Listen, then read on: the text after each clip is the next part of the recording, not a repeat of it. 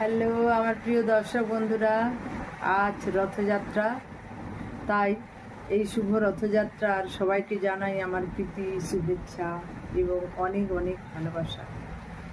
প্রত্যেক বছরের ন্যায় এই আষাঢ় মাসের শুক্লপক্ষের দ্বিতীয়া তিথিতে জগন্নাথদেব মাসির বাড়ি যান রথে চড়ে। সঙ্গে নিয়ে যান দাদা বলরাম আর বোন সুভদ্রা দেবীকে। এই একটা বছর আমরা অধীর আগ্রহে অপেক্ষা করি যে কবে জগন্নাথ দেবকে দর্শন করব, কবে রথের দড়ি টানব, আনন্দ করব। আমরা সবাই অপেক্ষা করি। সবাই তো আর পুরী যেতে পারে না। পুরীতে কোটি কোটি মানুষের ভিড়, সেখানে একটু দর্শন করে রথের দড়ি টেনে সবাই পুণ্য অর্জন করতে যান।